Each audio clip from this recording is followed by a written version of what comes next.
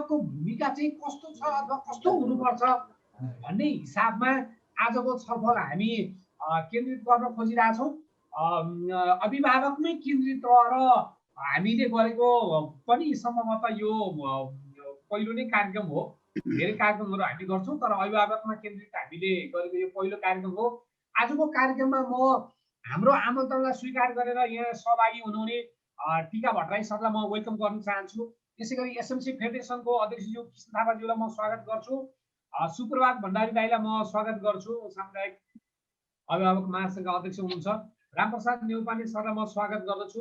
त्यसै गरी हाम्रो शिक्षा अभियन्ता हाम्रो एडभाइजर पनि हुनुहुन्छ, म बिके सरलाई पनि वेलकम गर्न चाहन्छु बिके सर। र त्यसै गरी हामीसँग इन्दिरा चुडाल म्याम हुनुहुन्छ, उहाँ जनजागृति मावि झापाको प्र हुनुहुन्छ, हामीले उहाँलाई पनि वेलकम गर्छौँ। त्यस कारणले म यहाँहरू सबैले स्वागत गर्दै र कार्यक्रममा सहभागी तपाईँ सबै महानुभावहरूलाई एकचोटि वेलकम गर्दै म कार्यक्रमलाई औपचारिक रूपले अगाडि बढाउन चाहन्छु। फर्मली तपाईँहरूलाई वेलकम गरिदिनु हुनका लागि चाहिँ म हाम्रो समाजका अध्यक्ष पत्रकार प्रकाश सिलवालजीलाई म अनुरोध गर्दछु। मैले उहाँलाई हामी समयकोलाई अलि ख्याल गरौँ। आजको मुख्य वक्ता हाम्रो अवधारणा प्रस्तुतकर्ताका रूपमा हामीले टिका सरलाई वेलकम गरेका छौँ। म उहाँलाई 10 मिनट जतिको टाइम उपलब्ध गराउँछु। अरू सरहरूलाई म 7 मिनटभित्रमा आफ्ना विषयवस्तुहरूलाई गुणागत रूपमा राखिदिनु अनुरोध गर्छु। त्यो अगाडि म एकदम छोटोमा 3-4 मिनट जतिमा म वेलकम गरिदिनु हुन म प्रकाश सिलवालजीलाई अनुरोध गर्छु। प्रकाशजी। हस्, धन्यवाद महासचिव शेषकान्त पण्डितज्यू, सम्पूर्ण वक्ता एवं सहभागीज्यूहरू, शिक्षा पत्रकार समाज र ज्ञान अनुसन्धान तथा सिकाइ स्रोत केन्द्रका तर्फबाट म यहाँहरू सबैलाई यस आजको भर्चुअल बहस कार्यक्रममा हार्दिक स्वागत गर्दछु। हामीले कोभिड-19 पछिको अवस्थामा आम रूपमा भर्चुअल रूपमा अन्तर्क्रिया बहस छलफल गर्दै आएका छौँ। अन्यत्रबाट भएका बहस छलफल अध्ययनमा पनि हामी सहभागी छौँ र हामी विषयवस्तुलाई अगाडि बढाउँदै समस्या भएका विषयहरूलाई सङ्घेल्दै पर्गेल्दै समाधानका लागि विद्यालय शिक्षादेखि विश्वविद्यालय शिक्षासम्मको समस्यालाई पनि बाहिर ल्याउने, समाधानका उपायहरू पनि पहिचान गर्ने दोहोरो प्रक्रियामा छौँ। यहाँ ऐ महासचिवले पनि भनिसक्नुभयो कि हाम्रो पहिलो पाठशाला नै निश्चित रूपमा घर हो। हामीले जे सिक्छौँ, जान्छौँ, जे हाम्रो संस्कृतिभित्र हामी हुर्किन्छौँ त्यो पनि एउटा शिक्षा हो, घरको शिक्षा हो। घरमा अभिभावक हुन्छन्, अभिभावकले दिने शिक्षा नै पहिलो शिक्षा हो। त्यस कारणले हामीले अलि अगाडिका दशकहरूमा शताब्दीहरूमा हेर्ने हो भने जुन औपचारिक शिक्षाभन्दा अगाडिको अवस्था हेर्ने हो भने त अभिभावकको भूमिका नै प्रमुख। अभिभावकले जे सिकायो, जे भन्यो त्यही नै शिक्षा हो। त्यसको छाप नै बच्चाहरूमा विद्यार्थी उसको सन्ततिमा पर्ने सिकाइ हो भन्ने नै देखिन्छ। हाम्रा गुरुकुलीय शिक्षा अथवा चाहिँ अरू शिक्षा पद्धतिहरूलाई हेर्ने हो भने त्यही नै देखिन्छ। एउटा असल चरित्र कसरी निर्माण हुन्छ, एउटा व्यवहार कस्तो गर्नुपर्छ, उसको जिम्मेवारी के हो भनेर सन्ततिलाई उमेर अनुसारको शिक्षा जुन दिइन्थ्यो त्यो एउटा शिक्षा हो। अनि अहिले औपचारिक शिक्षा पनि जोडिएको हुनाले आधुनिक संसारमा हामी भएको हुनाले यो औपचारिक र अनौपचारिक दुवै शिक्षालाई जोड्ने कडीका रूपमा फेरि पनि अभिभावक अहिले पनि सशक्त नै हुनुहुन्छ। र अहिलेको यो वैकल्पिक माध्यम र प्रत्यक्ष पनि हुन थालेको यो माध्यमका बीचमा अभिभावकले गर्ने सपोर्ट विद्यार्थी बच्चाहरूको लागि धेरै नै महत्त्वपूर्ण छ। केही साता अगाडि यो शिक्षाका लागि राष्ट्रिय अभियान नेपालले गरेको एउटा अध्ययनको निष्कर्षमा प्यारेन्टल सपोर्टमा चाहिँ आएको डेटाहरू पनि इन्ट्रेस्टिङ छ। म एक दुईवटा यहाँ सन्दर्भको रूपमा राख्न चाहन्छु। त्यसमा भनिएको छ 25% never supported their children in learning.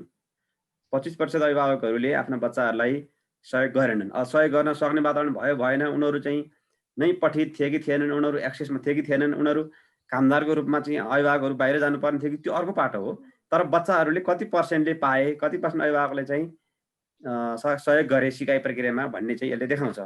त्यसै गरी 53% 53% parent supported their children in providing learning materials.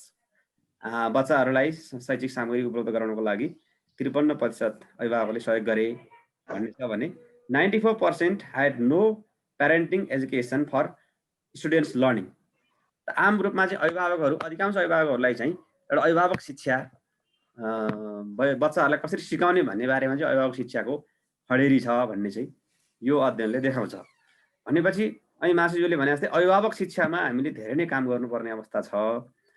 यो छलफललाई अझ उचाइमा लानको लागि हामी यहाँहरूबाट पनि आगामी दिनमा थप योगदानको अपेक्षा गर्दछौँ र हामी पनि त्यसमा सामेल हुन चाहन्छौँ। र यहाँहरूका अनुभवहरू सुनेपछि हामीलाई पनि थप बुझाइहरू प्राप्त हुनेछन्।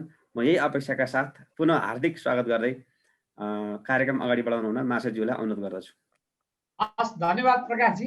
मैले अब धेरै भूमिका नमादिकन खास गरी यो अभिभावकीय शिक्षा भने के कस्तो हो, यो अभिभावक शिक्षा भनेको हामी अभिभावकीय शिक्षामा कतिको अगाडि छौँ कि बाहिरतिरसँगको तुलना हेर्दा पनि अथवा अभिभावकको रोल कस्तो हुनुपर्छ होला भन्ने हिसाबमा अलिकति मेन हिसाबले हामी मन्थन गर्न चाहन्छौँ। र आज हामीले यसमा अवधारणा प्रस्तुत गर्नका लागि हामीले टिका भट्टराई सरलाई हामीले विशेष अनुरोध गरेका छौँ। म अबको समय म सरलाई नै अर्पण गर्न चाहन्छु। सर। हजुर, समाजका अध्यक्षज्यू प्रकाशजी, देवज्यू, शेषकान्तजी, अभिभावक सङ्घका, विद्यालय व्यवस्थापन समिति महासङ्घका अध्यक्षज्यूहरू, अरू थुप्रै हरेक व्यक्ति यसमा चाख राखेर, विज्ञता राखेर, अनुभव राखेर आउनुहुन्छ, उहाँहरू सबैमा मेरो नमस्कार छ। एउटा चाहिँ अभिभावकको भूमिका चाहिँ राजनैतिक छ कि देख्दाखेरि फेरि डराउनु होला राजनैतिक भन्यो भनेर।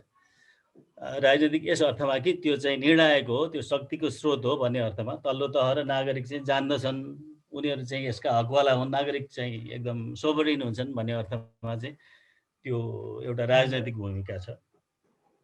अर्को छ अब शैक्षणिक भूमिका। केटाकेटीलाई बाबामा जति कसैले चिन्दैन, त्यस कारणले तिनीहरूको बारेमा थाहा पाउनलाई विद्यालयले पनि प्रयत्न गर्नुपर्छ। अनि फेरि अब हामीलाई थाहा छैन कति समय त केटाकेटीहरूले बाबामासँगै बिताउँछन्। अघि प्रकाशजीले भनिसक्नुभयो पहिलो पाठशाला भनेर, यसमा पनि मैले लामो कुरा गर्नु पर्दैन। यो चाहिँ यहाँहरूलाई स्मरण गर्नको लागि एक हिसाबले यो वातावरण सेट गर्न मात्रै मैले कोसिस गर्दैछु। अर्को चाहिँ यो व्यवस्थापकीय भूमिका हो, त्यसमा सहभागिता, स्वामित्व, दक्षताका कुराहरू छन्। अब यसलाई चाहिँ राजनीतिक रूपमा भनेदेखि हामी पञ्चायतकालदेखि नै केही न केही हिसाबले चाहिँ यसको प्रतिनिधित्व गराउनलाई, विशेष गरी अभिभावकको प्रतिनिधित्व गर्ने विद्यालयमा शिक्षाको प्रणालीमा प्रयत्न भएको चाहिँ हामीले देख्छौँ अघि।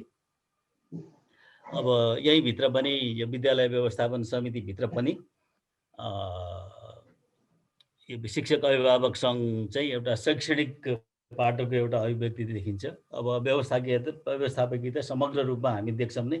र विशेष गरी अब यसलाई चाहिँ अघि प्रकाशीले भन्नुभएको थियो, यो बिस्तारै पहिला चाहिँ सबै किसिमका भूमिकाहरू अभिभावकमै थिए, बिस्तारै जति स्पेसलाइज हुँदै गयौँ त्यति नै अब यसको भूमिकाहरू पनि स्पेसलाइज पनि हुँदै गयो एक हिसाबले। र यो व्यवस्थापकीय भूमिका त पञ्चायतकालमा श्रमदान गर्नेमा मात्रै पनि सीमित भयो निर्णयभन्दा अघि। तर समग्र रूपमा 3 किसिमले हेर्ने चाहिँ चलन छ। त्यसमा हामी के कति कसो छौँ भन्ने कुरा चाहिँ अब यसमा लाग्नु भएको साथीहरूले पक्कै पनि अहिले भन्नु नै हुन्छ। अनि यसको व्यवस्थामा अब विद्यालय व्यवस्थापन समिति छ, शिक्षक अभिभावक सङ्घ चाहिँ औपचारिक प्रक्रियामा यो अभिभावकका सङ्घहरू पनि छन्। विद्यालय व्यवस्थापन समितिको पनि सङ्घ छ, महासङ्घ छ, उहाँहरूको सङ्गठित रूपहरू छ।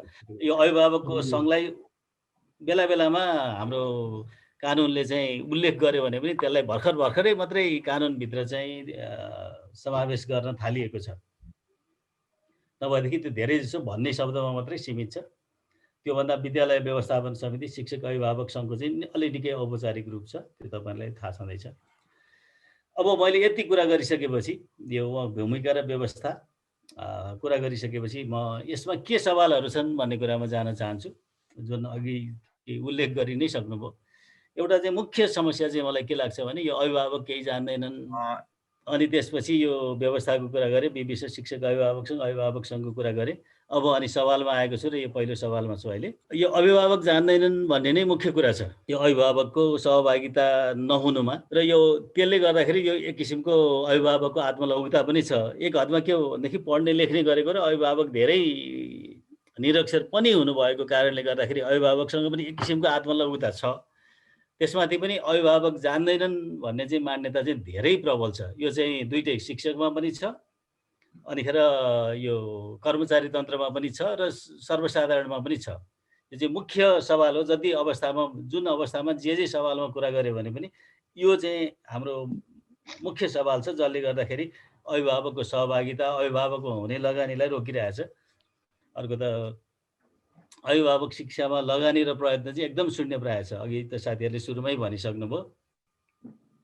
बजेटमा नामै हेडिङ चाहिँ छ अघि अभिभावक शिक्षा भन्ने हेडिङ छ, तर त्यो हेडिङ बाहेक अरू थप कुरा केही छैन। साह्रै सानो मात्रामा हुन्छ। किन भन्नुहुन्छ भनेदेखि अभिभावक जान्दैनन् भन्ने मान्यता भइसकेपछि उहाँहरूलाई सिकाउँ, उहाँहरूलाई अगाडि ल्याउन सकिन्छ भन्ने दृष्टिकोण नै त्यति प्रबल छैन। अब यो बेला बेलामा केही यो राजनैतिक नेतृत्व चाहिँ अलि अगाडि सरेर यो गर्नुपर्छ भन्ने लागेर केही प्रावधानहरू बसेका छन्, तर त्यसमा अझै पनि त्यो मान्यताले गर्दाखेरि त्यो लगानी र प्रयत्न चाहिँ शून्य प्राय भने हुन्छ। हामीले लगानीको आकारमा हेरौँ भनेदेखि त्यो प्रतिशतमा 1% पनि आइपुग्दैन। तर त्यसो भयो भने पनि राजनैतिक रूपमा यसको सहभागिताका चाहिँ केही चिजहरू भएका छन्। मैले तपाईँलाई अघि बताइहालेँ। अब विशेष गरी अब यो अभिभावकको चाहिँ यो निर्माण कार्यमा भूमिका छ र अब त्यहाँ भएका अपवित्र गठबन्धनहरूले अब त्यहाँ नियुक्तिको पनि कुरा छ है कि त्यसले गर्दाखेरि पनि यो अभिभावकको भूमिकालाई बढी नकारात्मक रूपमा चाहिँ बाहिर ल्याउनलाई मद्दत गरेको छ। अब बेला बेलामा त्यो विद्यालयमै निर्माणको काम गर्ने कि नगर्ने भन्ने जस्तो छलफलहरू पनि चलेको हो होइन।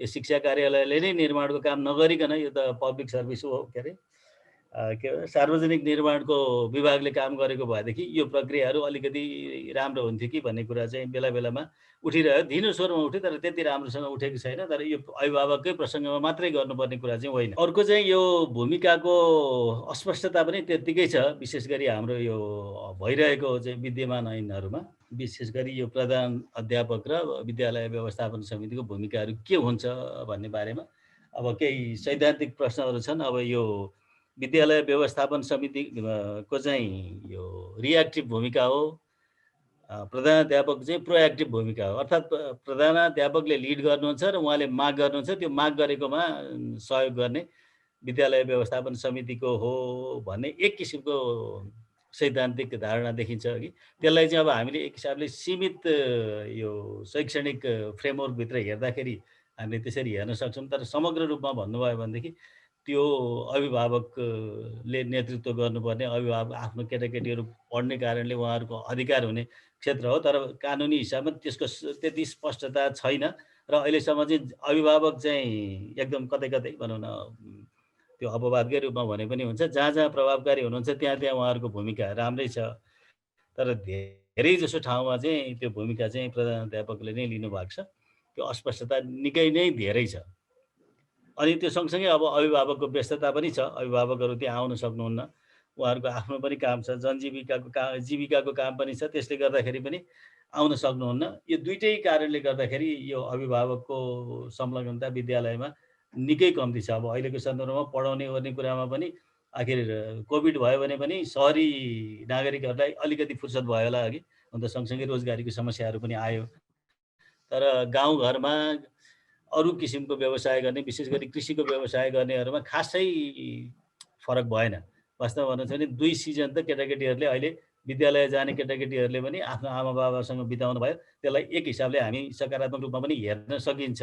अलि शिक्षालाई व्यापक रूपमा हेर्ने र अब अहिलेको यो कोभिडले चाहिँ हामीलाई यसको अवसर दियो शिक्षालाई व्यापक रूपमा हेर्ने र जीवनको स्किलहरू आजभोलि त अझै एक्जिस्टेन्सियल स्किलहरू भन्न थालेको छौँ, त्यो अवसर दियो भन्ने बारेमा। अर्को चाहिँ अब यो विव्यस चाहिँ विद्यालय व्यवस्थापन समिति चाहिँ अभिभावकहरूको प्रतिनिधिको रूपमा आफूलाई हेर्नुभन्दा पनि सरकारको एकाइका रूपमा चाहिँ एक हिसाबले चाहिँ नियुक्त भएको स्वयंसेवीको रूपमा चाहिँ अनुभव गर्छ। यो व्यवहारले पनि यो उहाँहरूमा भइरहेको त्यो परम्पराले पनि भनौँ न एउटा लामो हामी राजनैतिक कालखण्ड बिताएर आयौँ, विशेष गरी पञ्चायत कालमा। त्यस बेला चाहिँ त्यस हिसाबले नै बुझिएको थियो र उहाँहरूलाई सकेसम्म प्रतिनिधिको रूपमा शक्तियुक्त एकाइको रूपमा स्थापना गर्ने चाहिँ चाहना थिएन। हामीले त्यसैलाई नै त्यो एउटा किसिमको निरन्तरतामा बोकिराखेका छौँ कि। अनि अर्को त अघि मैले सुरुमा पनि भने यो अभिभावकले जान्दैनन् भन्ने कुरा चाहिँ धेरै जसो शिक्षकबाट नै आउँछ कि अभिभावकको चाहिँ सहभागिता चाहिँ सोलिसिट गर्नको लागि चाहिँ शिक्षकको काबिलियत एकदम जरुरी छ। शिक्षकले चाहिँ चाहनु भयो र उहाँले गर्न थाल्नुभयो भने अभिभावकको पनि एकदम सहभागिता हुन्छ। यसलाई अब त्यो कामको लागि अब धैर्य पनि धेरै चाहियो। अब यसमा एउटा दुईटा हाम्रो देशमा एकदम माफ गर्नु होला, यहाँ अरू पनि पक्कै हुनुहुन्छ। अहिले मलाई तुरुन्त नाम आएको, अब हामीले यो ज्ञानोदयमा धनञ्जय शर्माको नाम सुन्थ्यौँ। अहिले चाहिँ तत्काल मैले भर्खरै सङ्गतमा हुनुभएको यो नारायण सिग्देल हुनुहुन्छ, यो सुर्खेतको जनज्योति स्कुलको। त्यस किसिमको काबिलियत भएका मान्छेहरूले सहभागितालाई चाहिँ यो अभिभावकलाई उहाँहरूको चाहिँ निर्णयात्मक भूमिकालाई नयाँ उचाइमा पनि लिएर चाहिँ जानुभएको छ। तर चाहिँ शिक्षक काबिल भएन र धैर्य गरेन भन्नेदेखि यो अभिभावकको सहभागिता निकै पर जान्छ। वास्तवमा अभिभावकको शिक्षा पनि एक हिसाबले विद्यालय शिक्षाकै एउटा भाग हुनुपर्छ र शिक्षकले त्यसलाई स्वीकार गर्नुपर्छ। तर सामान्यतः हाम्रो यस्तो अवस्था चाहिँ छैन। एकअर्काको प्रतिनिधिको रूपमा पनि बेला बेलामा लिन्छौँ, किनभने त्यसमा कति बेला विद्यालय व्यवस्थापन समितिमा जाने मान्छेहरूको पनि अभिष्ट शिक्षाभन्दा फरक छ। अनि त्यस कारणले अब शिक्षकको पनि बेला बेलामा शिक्षकभन्दा फरक हुने भइसकेपछि त्यहाँ द्वन्द्व पनि आइ नै राख्छ। अनि अर्को कुरा त अब हाम्रो किताबी ज्ञान परीक्षा र यो पढाइमुखी शिक्षा प्रणाली पनि छ। यो अब जीवन जगत, अब हाम्रो यो जनजीविका आफ्नो चाहिँ परम्परागत प्रणालीसँग जोडियो भनेदेखि त्यो अभिभावकसँग नजिक पुग्ने थियो। त्यो चाहिँ बढी किताब परीक्षा जुन कुरासँग अभिभावक त्यति सरोकार राख्नुहुन्न, लगानीकर्ताको हिसाबले मात्रै उहाँहरूको त्यसमा सरोकार छ। त्यसले गर्दाखेरि पनि हाम्रो अभिभावकसँगको सम्बन्ध, विद्यालयको सम्बन्ध, शैक्षिक संस्थाहरूको सम्बन्ध त्यति नजिक भएको छैन। मैले अहिले यो कुरा गरिरहेको म धेरै विद्यालय शिक्षामा, त्यसमा पनि प्राथमिक तहमा काम गरेको हिसाबले कुरा गरिरहेको छु। यसमा सम्पूर्ण रूपमा चिजहरू समेटिएन भने साथीहरूले अहिले पछाडि कुरा गरिदिनु होला। अर्को चाहिँ के छ भनेदेखि अब यो शिक्षक सङ्गठनहरू एकदम बलियो हुनुहुन्छ। अब अभिभावकहरू चाहिँ निर्दय हुनुहुन्छ। अब सङ्घ पनि निर्दय हुनुहुन्छ कि सङ्घहरू पनि निर्दयी हुनुहुन्छ। त्यस हिसाबले पनि उहाँहरूको चाहिँ वचन, अब उहाँहरूको चाहिँ हैसियत प्रखर रूपमा बाहिर आउनलाई पाउँदैन। अब विशेष गरी अब बेला बेलामा यो सामुदायिक विद्यालय र सामुदायिक वनको चाहिँ तुलना गरी, तर के भने सामुदायिक वनले चाहिँ आफै स्रोत जेनेरेट गर्छ र उहाँले केही स्वतन्त्रता लिन सक्नुहुन्छ। वरपर जाने गर्ने आफ्नो कुराहरू राख्नको लागि जाने खर्च त्यो जुटाउन सक्नुहुन्छ। तर विद्यालयले चाहिँ खालि एक हिसाबले चाहिँ स्रोत कन्ज्युम मात्रै गर्छ, त्यसले उत्पादन गर्दैन। त्यसकारण पनि यो विद्यालय व्यवस्थापन समिति अभिभावकहरूसँग पैसा हुँदैन। अहिले त कुरा गर्नुभयो भनेदेखि अब आफ्नै केटाकेटीहरूलाई कापी कलम गर्न नै कति ठुलो समस्या छ एउटा ठुलो वर्गलाई। त्यो तपाईँलाई मैले भनिराख्नु परेन हो कि, माफ गर्नुहोला। मैले एउटा चाहिँ सङ्घहरू पनि सीमित दायरामा छन्। यो यहाँ केही नेतृत्व वर्गको महानुभावहरू आउनु भएको छ, उहाँले अहिले कुरा गर्नु होला। विवेश सङ्घ र अभिभावकका सङ्घहरू पनि एकदम सीमित दायरामा छन्, सहर बजारमा थोरै मात्रामा छन् र उहाँहरूको चाहिँ एक हिसाबको जुझारुपन पनि निकै कमी देखिन्छ यो विद्यालयको तहमा र व्यापकताको कुरा गर्दाखेरि। अब मैले त्यो सवालहरूको कुरा गरेँ। अब यो अहिलेको सन्दर्भमा नियमितता र प्रभावकारिताका लागि तात्कालिक कदमहरू के चाल्न सकिन्छ भनेर मैले त्यो थ्योरिटिकल फ्रेमवर्ककै रेफरेन्समा यो कुरा गर्न खोजेको छु। माथिकै कुराहरू नै सँगसँगै आउँछन्। तर अहिलेको कुरा गर्दाखेरि के भइराखेको छ, के गर्न सकिन्छ भनेर विचार गर्नलाई कोसिस गरेँ। एउटा त अभिभावक, शिक्षक सबैलाई यो स्पष्ट किसिमको निर्देशन छैन। कति अवस्थामा त अब कसैलाई पनि जानकारी छैन यो कोभिडको पक्का के हुन्छ भन्ने बारेमा। तर जति थाहा हुन्छ, जति थाहा पाउन सकिने हो त्यसबारे पनि स्पष्ट कुरा छैन। बेला बेलामा अब शिक्षकले भन्नुहुन्छ अब बिरामी भयो भनेदेखि को जिम्मेवार हुने भन्छ। अब को जिम्मेवार हुने भन्ने कुरामा पनि स्पष्टता छैन। अनि पालिकालाई पनि त्यो कुराहरू स्पष्टता छैन। अनि शिक्षक, अभिभावक, विद्यार्थी सब कसैलाई पनि त्यो एक हिसाबको स्पष्टता चाहिँ छैन। यसै हुन्छ भन्ने थाहा पाउने जति पनि स्पष्टता छैन। अर्को चाहिँ अब सिकाइको स्वतन्त्रता अब अहिले विशेष गरी यो सङ्कुचित पाठ्यक्रम आएको छ कि कतिसम्म हामीले लिएर जान सकिन्छ, कति मात्रै गर्न सकिन्छ भनेर एक किसिमको चाहिँ जुन स्वतन्त्रता हामीले दिनुपर्ने हो, भन्नुपर्ने हो, त्यसबारेमा स्पष्ट रूपमा भनिसकिएको छैन। त्यो अहिले कार्य ढाँचा आएको छ होइन, यसो के अरे सङ्कुचित पाठ्यक्रमको ढाँचा आएको छ। तर त्यसमा चाहिँ कुन हदसम्म शिक्षक स्वतन्त्र रूपमा पालिकाले स्वतन्त्र रूपमा काम गर्न सक्छ भन्ने किसिमको स्पष्टता आएको छैन। त्यसलाई अझै पनि सङ्कुचित रूपमा पढ्न पर्ने भएको कारणले गर्दाखेरि शिक्षकलाई चाहिँ अब पाठ 1 बाट सुरु गर्ने हो कि स्किप गर्दै गर्ने हो कि भन्ने बारेमा पनि स्पष्ट चाहिँ निर्देशनहरू छैन। अर्को चाहिँ अब निर्णयको अधिकारहरूको कुरा गर्दाखेरि पनि अब यो आखिरमा त अभिभावकहरूको पनि संलग्नतामा खोल्ने नखोल्ने निर्णय गर्न पर्यो भन्ने कुरा छ। तर त्यो खोल्ने यो हदसम्म तिमीले निर्णय गर्न सक्छौ, बिरामी पर्यो भनेदेखि तिमीले यसो गर्न सक्छौ भन्ने किसिमको अभिभावकसँग प्रत्यक्ष छलफल गरेर पर्याप्त रूपमा गर्ने चलन छैन। यद्यपि अब अहिले कुरा गर्दाखेरि यस्तो कार्य ढाँचा त हामीले 8-9 महिना अगाडि नै आउनुपर्छ भनेर माग गरिराखेको हौँ। यो ढिलो भए पनि यही तहमा पनि आएको छ, त्यसलाई अब सकारात्मकै मान्नुपर्छ। तर अझै पनि त्यसमा स्पष्टता चाहिँ बाँकी नै छ। हामी पछि पनि जोडिन्छौँ सर फेरि यसो। ल हुन्छ, म यो लास्ट स्लाइड हो, अब म खुर्दै पढिहाल्छु। त्यसो भएदेखि अब यो जीवनको सिपको पक्षमा हामीले ध्यान दिएन, परिवेशको हेक्का गरिएन। अब विशेष गरी चाहिँ साना केटाकेटीहरू जसले अक्षर भर्खर लेख्न चिन्न सिक्दैछन् तिनीहरूको बारेमा पर्याप्त कुरा गरिएन। अब डिजिटाइजेसनको भूत छ फेरि, सबै काम त्यसबाट हुने, यसबारेमा पर्याप्तै छलफल भएको छ मिडियाहरूमा पनि, मैले लामो कुरा गरिनँ। अनि अर्को त अब तत्काल चलाउनु पर्ने कदम चाहिँ यो भइरहेको प्रावधानहरूबारे अभिमुखीकरण गर्नुपर्ने छ। एउटा शिक्षकलाई स्वास्थ्य सावधानी र सुरक्षाको बारेमा, अनि यो सङ्कुचित पाठ्यक्रम सङ्कोचन गरिएको पाठ्यक्रम कसरी डेलिभर गर्ने भन्ने बारेमा चाहिँ एकदमै तत्कालै नै त्यो अभिमुखीकरण चाहिएको छ। नभएदेखि विद्यालय खुल्यो भने पनि शिक्षकहरू चाहिँ अल्बलिनु नै भएको छ। यो अभिमुखीकरण शिक्षकलाई मात्रै होइन, अभिभावकलाई, पालिकालाई पनि चाहिएको छ।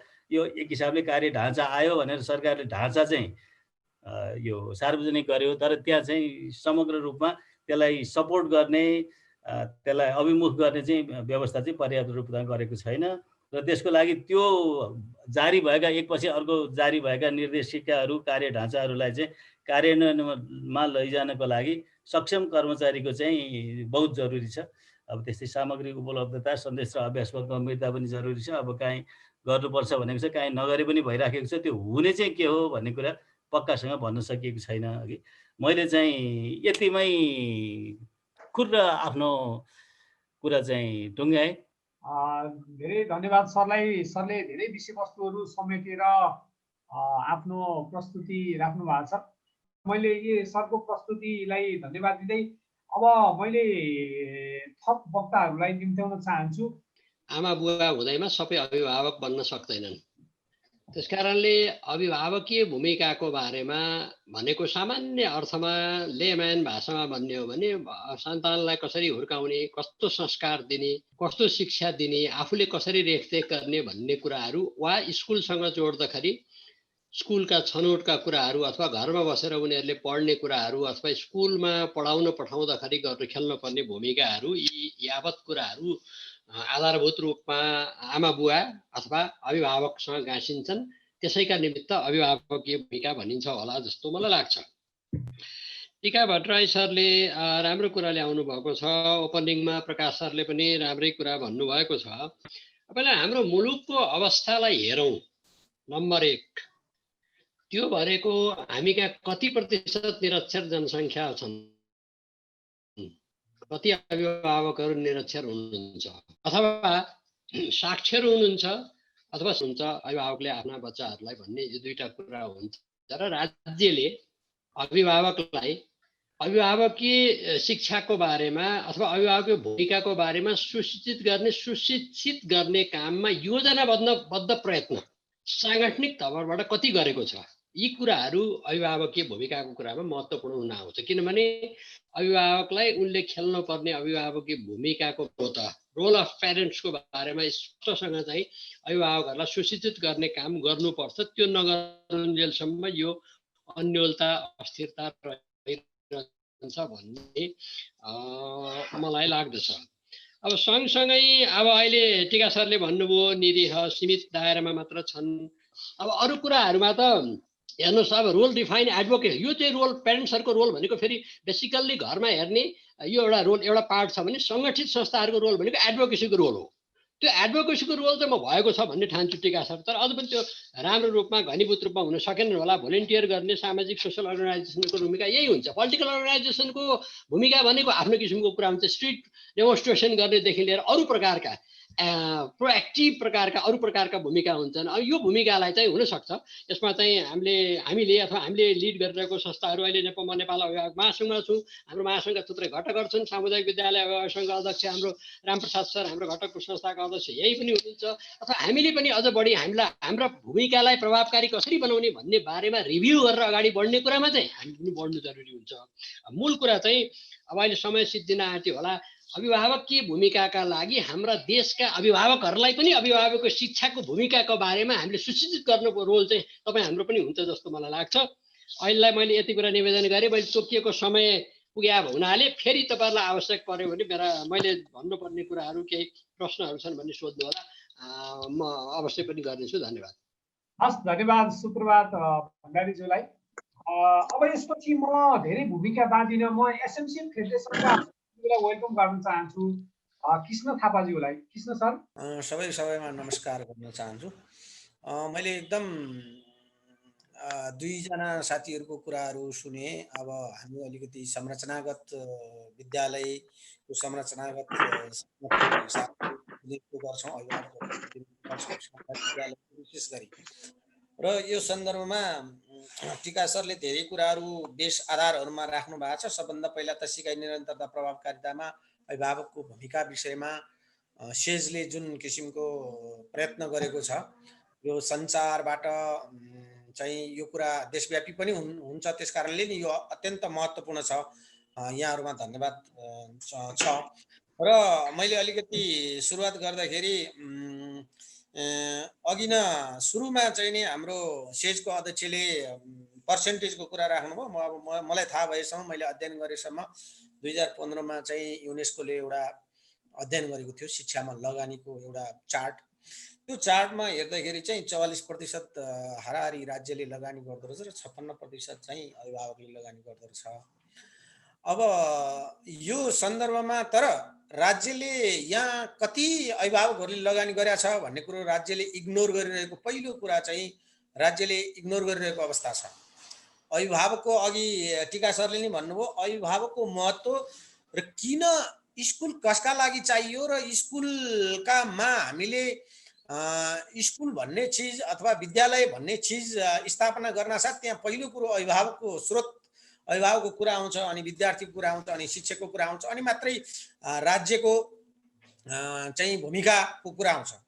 अब त्यसो हुँदाखेरि अभिभावकलाई केन्द्रबिन्दु मानेको, विद्यार्थीलाई केन्द्रबिन्दु मानेको र त्यस्ता खालका राजनीतिक निर्णयहरू हुने गरेको छैन। यो कुरा अघि न टिका सरले नि भन्नुभयो। र यहाँ उहाँले धेरै कुराहरू गर्दाखेरि सबभन्दा ठुलो कुरो अभिभावक सार्वभौमताको कुरा अझै पनि राज्यले स्वीकारिसकेको अवस्था छैन।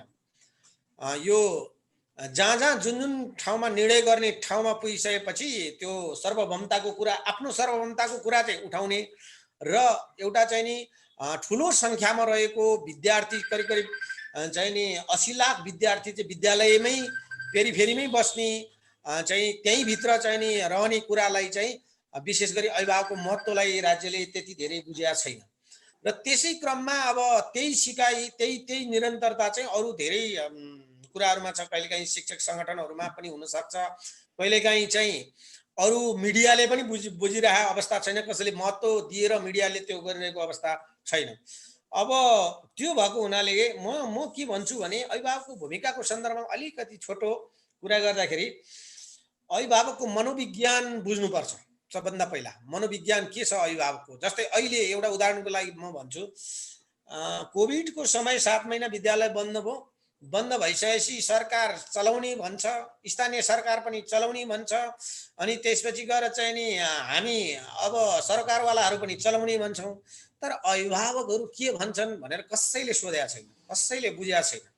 त्यो अभिभावकहरूलाई के को त्रास छ भन्ने कुरा पनि बुझेका छैन। अभिभावकहरूलाई चाहिँ नि मनोगत रूपमा चाहिँ सुरक्षित कसरी बनाउने भन्ने कुरा पनि कसैले पहल गरेका छैन। मात्रै आदेशको ढङ्गले विद्यालय चल्छ भन्ने कुरा छ। अब अभिभावकले विद्यार्थी पठाउनु भएन, उहाँहरू अस्वस्थ हुनु भएन भने कसरी विद्यालय सञ्चालन हुन्छ। जे नीति बनाए पनि हुँदैन, जे निर्देशन फाले पनि हुँदैन, जे सर्कुलेसन चाहिँ नि जारी गरे नि हुँदैन। यो हामीले भन्दै आएको कुरा हो। अब हामी अभिभावकका सङ्घ सङ्गठनलाई पनि के अप्ठ्यारो परिरहेछ भने राजनीतिक रूपले हामीले आह्वान त गर्ने, हामीले चाहिँ नि कतिपय कुरामा चाहिँ सहजीकरण त गर्ने, तर आम अभिभावकसम्म पुग्नको लागि राज्यले अघि न टीका सरले नै भन्नुभयो, लगानी, राज्यको लगानी प्राय शून्य छ अभिभावक शिक्षाको लागि, अभिभावकको महत्त्वको लागि, अभिभावकको क्रियाशीलताको लागि। र अभिभावकै प्रतिनिधित्व गर्ने विद्यालय व्यवस्थापन समिति सामुदायिकमा, निजीमा गएर चाहिँ सञ्चालक समिति भनौँ, सञ्चालक समिति अथवा विद्यालय व्यवस्थापन समितिको लागि लगानी गर्ने कुरा चाहिँ असाध्यै न्यून छ।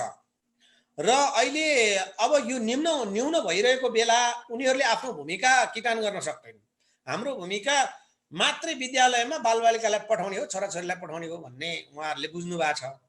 अब त्यो पनि हामी त के भन्छौँ भने सबैका लागि शिक्षा, अनिवार्य शिक्षा, निःशुल्क शिक्षा भन्ने राष्ट्रिय कुराको वकालत गरिरहँदाखेरि फेरि अभिभावकहरूलाई कहिलेकाहीँ त्यहाँबाट पनि पन्छाएको स्थिति छ। आफू राज्यले पुरै 100% निःशुल्क पनि गर्न सक्दैन र अभिभावकहरूलाई चाहिँ के अरे निःशुल्क भनेर भ्रममा फालिदिएको हुनाले गर्दाखेरि ल अब निःशुल्क भए त हामीले केही पनि गर्नु पर्दैन नि, हामीले त छोराछोरी स्कुल पठाइदिने हो, बस यति भयो भने हाम्रो भूमिका पुग्यो भन्ने छ। त्यो मनस्थितिबाट बाहिर निस्किनुपर्छ। अब त्यसो हुँदाखेरि भूमिकाको सन्दर्भमा चाहिँ मनोविज्ञानको कुरा गरेँ मैले, अनि विद्यार्थी र अभिभावकको बिचको सम्बन्ध कस्तो हुनुपर्छ, उनीहरूले कस्तो किसिमको गाइडेन्स गर्नुपर्छ भन्ने किसिमको कुराहरू अलि नलेज छैन। स्कुलमा पठाएपछि मेरो छोराछोरीले सिकेर आउँछ भन्ने अभिभावकको एउटा मनस्थिति छ। अनि अर्को चाहिँ अभिभावक र विद्यालयको बिचकै सम्बन्ध पनि विद्यालयले यति बेला मात्र खोज्छ अभिभावकलाई, जति बेला प्यारेन्ट्स डे भनिन्छ वर्षको एकपटक, त्यही बेला मात्रै खोज्छ।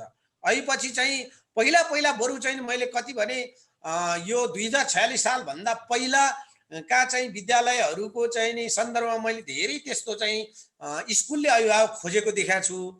तर अहिले पछिल्लो आवरमा आइसकेपछि झन् हामीले विकसित प्रणाली ल्यायौँ भन्दाखेरि चाहिँ अभिभावक पटक्कै खोजेको अवस्था छैन।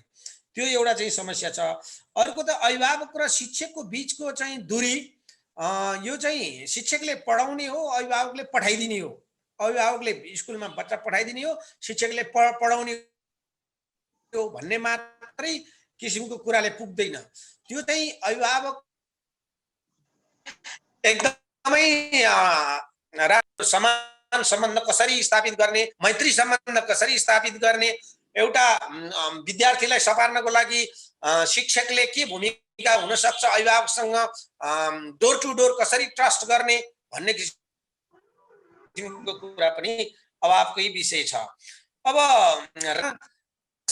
सँगको सन्दर्भमा चाहिँ अभिभावकलाई जोडेकै छैन।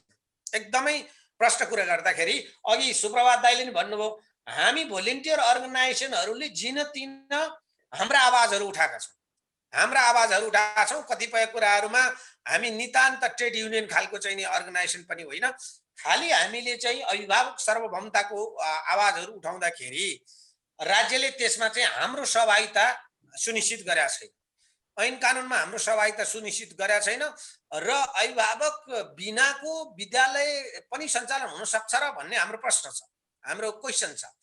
अब यो चाहिँ नि अभिभावकलाई केन्द्रबिन्दु मानेर राज्यले एउटा चाहिँ नि पद्धतिको स्थापना नगरिकन हुँदैन। किनभने म तपाईलाई एउटा उदाहरण भनौँ, यो चाहिँ नि शासन पद्धतिमा तपाईँ हेर्नुहोस् न, एउटा विद्यालय सञ्चालन गर्नलाई 5 वटाले शासन गर्छ, निजीमा 6 वटाले गर्छ,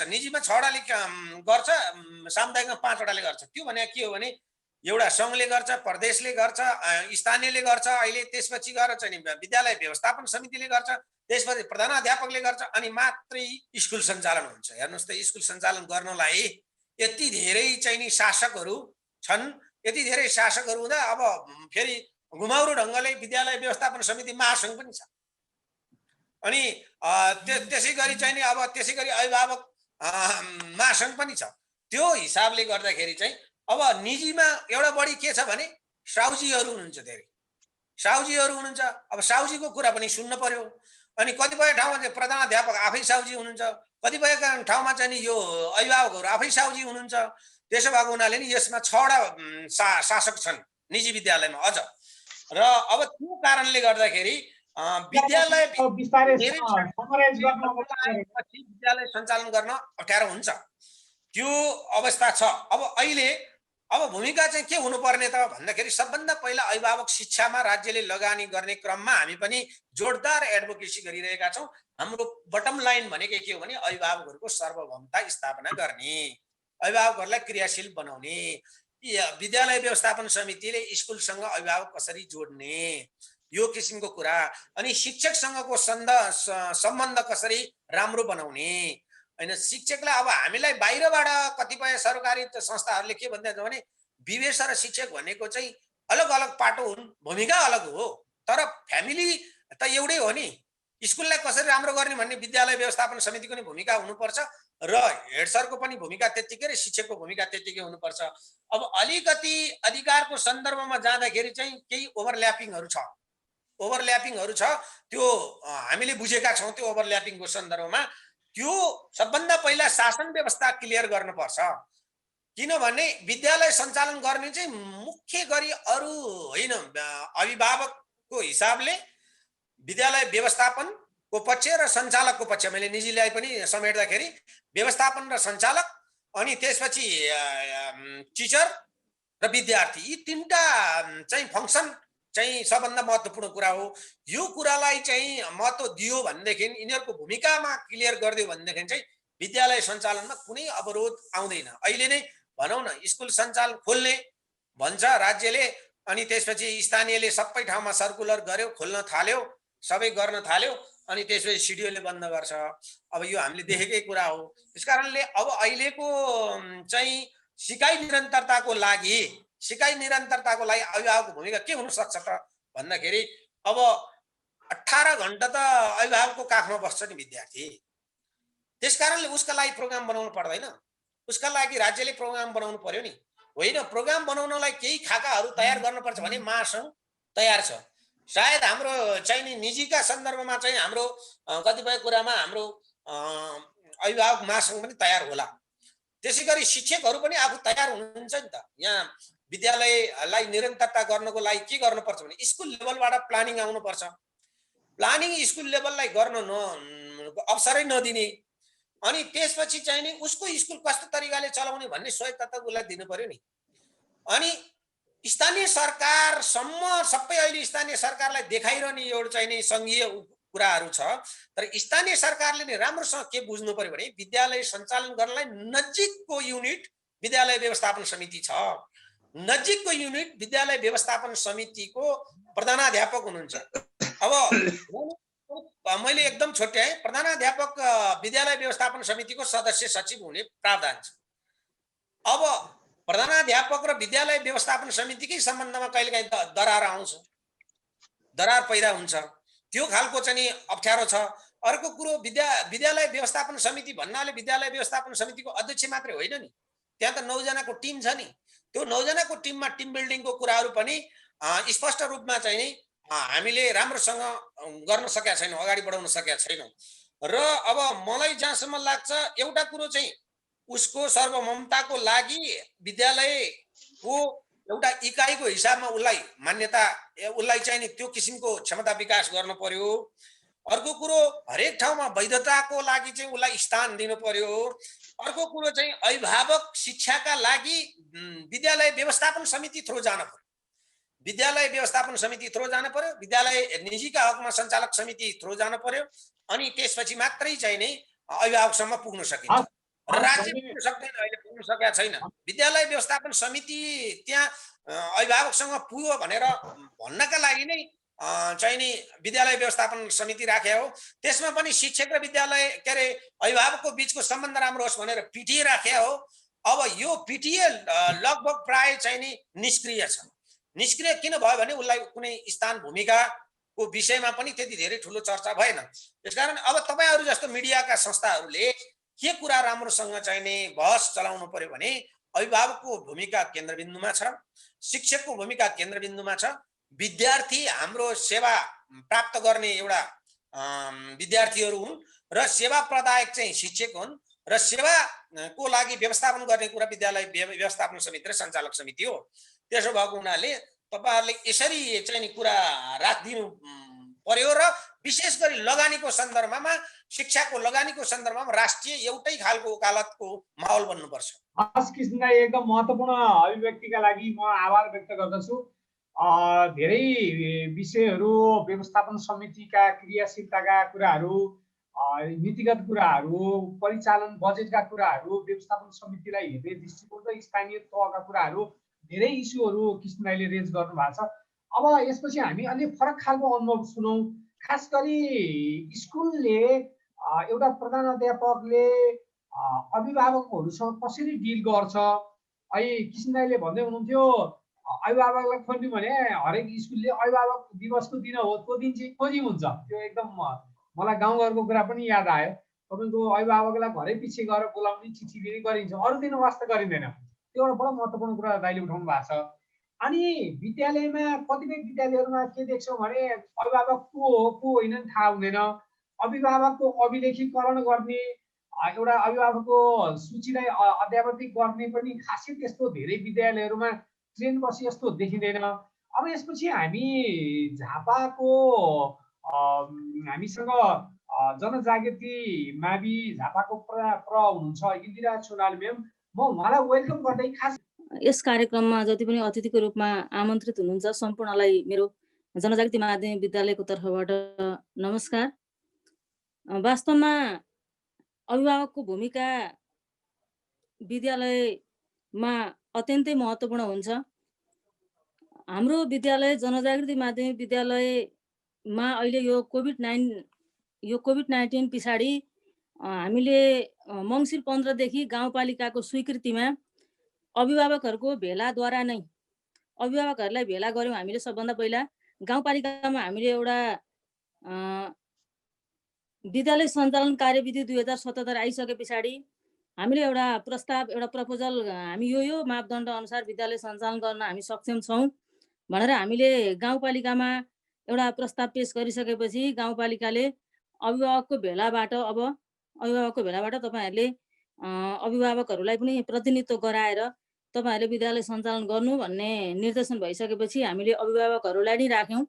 अभिभावकहरूमा हामीले समाजसेवी, बुद्धिजीवी, त्यसमा पनि हामीले केही राजनीतिक दलहरूलाई पनि राख्यौँ र उहाँहरूको पनि सुझावसहित हामीले चाहिँ विद्यालय सञ्चालन अहिले गर्दै पनि आएका छौँ। हामीले मङ्सिर 15 देखि हामीले विद्यालय सञ्चालन गरिराखेका छौँ र भोलि 2 हप्ता हुन्छ हामीले विद्यालय सञ्चालन गरेको र यसमा हामीले अभिभावकहरूसँग पुरै हाम्रो प्रत्यक्ष सम्बन्ध हुन्छ विद्यालयको। हामीले विद्यार्थी भर्ना गर्दैखेरि हामीले विद्यार्थीको नयाँ विद्यार्थीको जन्म दर्ता अथवा उसले अरू स्कुलबाट आएको हो भने उसले चाहिँ अब प्रमाणपत्रहरू ल्याउँछ। त्यस्तै गरेर उसको फोन नम्बरहरू राखिन्छ, अभिभावकको फोन नम्बरहरू राखिन्छ। त्यसबाट हामीले सम्पूर्ण अभिभावकहरूलाई हामीले विद्यार्थीहरूको सिकाइको बारेमा चाहिँ हामी प्रत्यक्ष रूपमा चाहिँ उहाँहरूलाई फोन गरेर उहाँहरूको बारेमा, विद्यार्थीको बारेमा बुझ्छौँ। त्यस्तै गरेर हामीले योभन्दा अगाडि विद्यालय सञ्चालन कार्यविधि 2077 भन्दा अगाडि पनि हामीले वैकल्पिक सिकाइ सहजीकरण भन्ने जुन आएको थियो त्यसलाई पनि हामीले टोलमा गएर सिकाइ गऱ्यौँ र सिकाइ गर्दाखेरि पनि त्यो टोलका विद्यार्थीहरूलाई तपाईँहरूले पठाइदिनुहोस् भनेर विद्यार्थीहरूलाई अभिभावकलाई फोन मार्फतै हामीले गऱ्यौँ र उहाँहरूलाई चाहिँ स्कुलमा बोलाएर अथवा विभिन्न सामाजिक सञ्जाल मार्फत चाहिँ अभिभावकले यो गर्नुपर्छ है, तपाईँहरूले मास्क अनिवार्य रूपमा लगाएर पठाउनुपर्छ, विद्यार्थीहरूलाई ज्वरो आएको छ भने पठाउनु हुँदैन भनेर सम्पूर्ण मापदण्डहरू यो अभिभावकले गर्ने भूमिका हो भनेर हामीले त्यो केन्द्रमा, सिकाइ केन्द्रमा आउँदाखेरि पनि विद्यार्थीहरूलाई चाहिँ अभिभावकहरूको सल्लाहबाट नै सिकाइ केन्द्रमा हामीले सहजीकरण गऱ्यौँ। हामीले सहजीकरण करिब 22 दिन जति गऱ्यौँ। त्यस पछाडि फेरि यो कार्यविधि, विद्यालय सञ्चालन कार्यविधि आइसकेपछि हामीले त्यसलाई बन्द गऱ्यौँ। स्थानीय तहले हामीलाई बन्द गर्न लगाइसकेपछि हामीले बन्द गऱ्यौँ र बन्द गरेपछि हामीले अहिले यो विद्यालय सञ्चालन कार्यविधि अनुसारै विद्यालय सञ्चालन गरिरहेका छौँ। त्यसमा अभिभावकहरूलाई कम्तीमा हामी 2 सिफ्टमा विद्यालय सञ्चालन गरेका छौँ। त्यो 2 सिफ्टमा हामीले एउटा कक्षामा 15वटा डेस्क भएको एउटा कक्षामा हामीले एउटा डेस्कमा एकजना विद्यार्थी राखेर सुरुमा हामीले सञ्चालन गऱ्यौँ र विद्यार्थीलाई अनिवार्य मास्कको व्यवस्था गऱ्यौँ, साबुन पानीले हात धुने व्यवस्था गऱ्यौँ, सेनिटाइजरको व्यवस्था गरेका छौँ। सबै गेटमा छिर्ने ठाउँमा हामीले उनीहरूको चाहिँ ज्वरो नाप्ने काम पनि गरेका छौँ। तर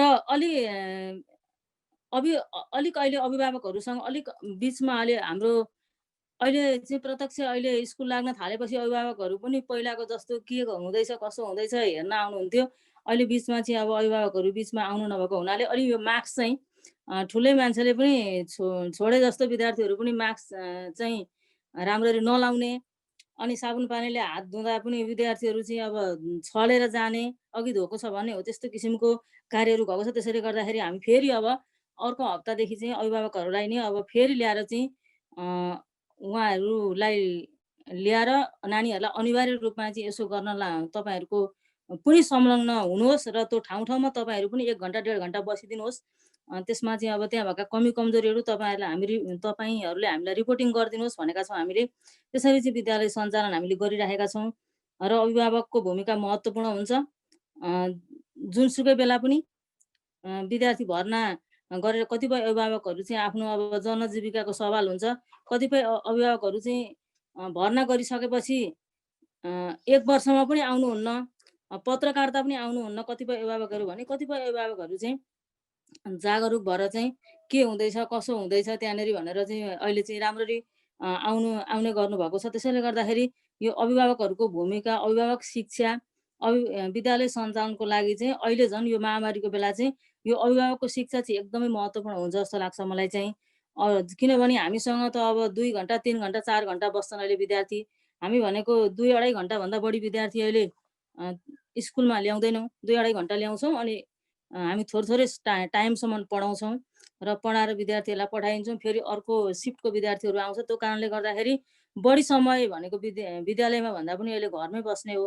झन् साना नानीहरू त अब घरमै बस्ने हो। त्यसैले गर्दाखेरि अभिभावकको भूमिका चाहिँ एकदमै महत्त्वपूर्ण हुन्छ जस्तो लाग्छ। अभिभावकलाई यो पिरियडमा अझै अरू बेलाको भन्दा पनि यो पिरियडमा चाहिँ अभिभावकलाई अझै शिक्षित बनाउनु, उहाँहरूमा भएको त्रासलाई हटाउनको लागि चाहिँ अभिभावक शिक्षाको आवश्यकता छ जस्तो मलाई लाग्छ। त्यस्तै गरेर विद्यालय सञ्चालनमा चाहिँ अब विद्यालय व्यवस्थापन समिति, पिटिए त हुन्छ, त्यहाँ पनि अभिभावकका प्रतिनिधिहरू त हुनुहुन्छ, तर उहाँ त्यहाँ भनेको थोरै हुनुहुन्छ। हामीले चाहिँ हाम्रो विद्यालयमा के पनि गरेका छौँ भने अभिभावकहरूलाई चाहिँ दिनमा 5 जना 6 जना 7 जना 8 जना अभिभावकहरूलाई चाहिँ विद्यालयको मोनिटरिङ गरिदिनुहोस् भनेर पनि एउटा कार्यको थालनी पनि हामीले गत 2 वर्ष अगाडिदेखि गरेको थियो। अहिले चाहिँ बिचमा हाम्रो टुटेको छ। फेरि हाम्रो अहिले नयाँ व्यवस्थापन समिति बनेको छ, त्यसले पूर्णता पाइसकेको छ। अब हामी अर्को बैठकमा चाहिँ अब अभिभावकहरू व्यवस्थापन समितिमा त हुँदै हुनुहुन्छ, त्योदेखि बाहेकका अभिभावकहरूलाई पनि दिनमा 1 घन्टा 2 घन्टा स्कुलमा आउने, हेरिदिने, मोनिटरिङ गरिदिने, त्यहाँ भएका कमी कमजोरीहरू चाहिँ विद्यालय प्रशासनलाई चाहिँ तपाईँहरूले भनिदिनुहोस् भन्ने, विद्यार्थीहरूमा भएका कमी कमजोरीहरू विद्यालयका प्रतिनिधि पनि हुन्छन् व्यवस्थापन समितिमा। हाम्रो कार्यविधिमा त हाम्रो हल्दीबारी गाउँ शिक्षा कार्यविधिमा त विद्यार्थीका प्रतिनिधिहरू पनि हुनुहुन्छ। उहाँहरू मार्फत चाहिँ भनिदिने कामहरू गर्नुहोस् भनेर हामीले एउटा खाका बनाएका छौँ। अबको व्यवस्थापन समितिको मिटिङमा त्यो लगेर हामी अभिभावकहरूलाई, हामी 8-10 अभिभावकलाई दैनिक रूपमा चाहिँ विद्यालयमा आउने वातावरण हामी मिलाउँदैछौँ। त्यसैले गर्दाखेरि अभिभावक सक्रिय भएन भने, अभिभावक चाहिँ अलिकति जुझारु भएन भनेदेखि विद्यालय सञ्चालन गर्न गाह्रो हुन्छ। अभिभावकहरू केही पनि होइन भन्नुभन्दा पनि, उहाँहरूलाई पनि एक्लै भारी बोकेर हिँड्नु भन्दा पनि उहाँहरूलाई पनि केही जिम्मेवारी दिँदाखेरि उहाँहरूले पनि केही गर्नुहुन्छ। हामीले त्यो अनुभव पनि गरेका छौँ। तर बिचमा चाहिँ अहिले टुटेको हुनाले त्यो काम चाहिँ अहिले भएको छैन। अहिले 9 महिना जति भयो, फागुनदेखि यता चाहिँ त्यो काम भएको छैन। त्यसैले गर्दाखेरि अभिभावकको भूमिका चाहिँ यो सिकाइ निरन्तरताका लागि एकदमै आवश्यक छ भन्ने मलाई लाग्छ। मेरो आफ्नो अनुभव पनि छ भन्दै यो कार्यक्रममा सहभागी गराउनु भएकोमा धेरै धेरै धन्यवाद दिन्छु। हवस् त, नमस्कार। हस् म्याम, धन्यवाद। आफ्नो विद्यालयको अनुभवहरू सुनाउनु भयो। खास गरी हामीले केही नयाँ अनुभवहरू पनि गऱ्यौँ। अब यसपछि हामी फेरि अभिभावककै कुरा सुनौँ। म रामप्रसाद नेउपाने सरलाई वेलकम गर्छु सर। उहाँ अध्यक्ष हुनुहुन्छ सामुदायिक विद्यालय अभिभावक सङ्घको। म उहाँलाई पनि 7 मिनट समय नै उपलब्ध गराउँछु। सरलाई गुनागत रूपमा कुरा राखेर पनि अनुरोध गर्छु। सर्वप्रथम त यो शिक्षा पत्रकार समाज र ज्ञान अनुसन्धान तथा सिकाइ स्रोत केन्द्रको सिकाइ निरन्तरता र प्रभावकारिता अभिभावकको भूमिका विषय बहसमा सामुदायिक विद्यालय अभिभावक सङ्घलाई पनि यहाँ निमन्त्रणा गर्नुभएको र मलाई त्यसको लागि यहाँहरूले जुन खालको यो ठाउँमा उपस्थित गराउनु भयो त्यसको लागि म यहाँहरूलाई हार्दिक आभार व्यक्त गर्न चाहन्छु र यहाँ उपस्थित सबैलाई हार्दिक नमस्कार पनि छ। र विशेष रूपमा अब धेरै हाम्रा शिक्षा क्षेत्रमा धेरै विज्ञता प्राप्त गर्नुभएका विभिन्न व्यक्तित्वहरूको हामीले सम्मानित व्यक्तित्वहरूको कुराहरू सुनियो र सुन्न पाएँ र त्यसमा धेरै राम्रो लागेको पनि छ।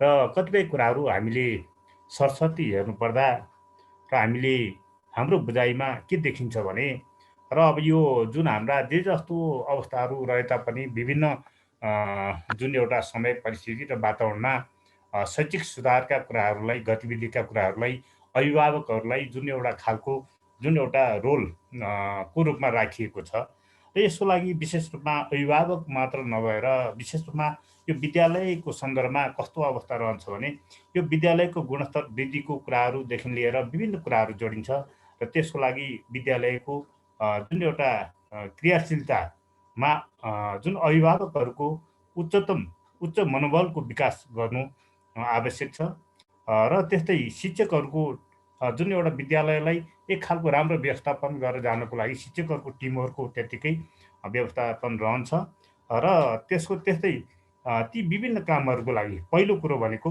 प्रधान अध्यापक सशक्त हुनुपर्छ। विद्यालयलाई कस्तो बनाउने र अभिभावकहरूसँग कसरी कोअर्डिनेसन गर्ने र अभिभावकहरूको उच्च मनोबल विकास कसरी गर्ने भन्ने कुराहरूमा जुन विद्यालयमा सक्षम प्रधान अध्यापक छ त्यो विद्यालयको शैक्षिक गुणस्तरदेखि सबै कुराहरूमा एउटा क्रियाशीलता भएको पाइन्छ र जहाँ जुन एउटा त्यो नेतृत्वदायी जुन एउटा व्यक्तिमा त्यो खालको लिडरसिपको कमी रह्यो भने र वास्तविक विद्यालय सशक्त रूपमा अगाडि जान सक्दैन र हामीले देखिरहेका छौँ र हामीले विभिन्न जिल्लामा देखेका छौँ सामुदायिक विद्यालयहरूमा जुन विद्यालयका प्रधान अध्यापकहरू सशक्त हुनुहुन्छ र जुन विद्यालयमा प्रधान अध्यापकको भूमिका राम्रो छ त्यो विद्यालयमा शिक्षकहरू पनि ठिक ठाउँमा बस्नु भएको छ र ठिक ढङ्गबाट त्यहाँ क्रियाशीलता शिक्षकहरू पनि देखिएको छ र त्यस्तै अभिभावकहरूसँग पनि कोअर्डिनेसन राम्रो छ।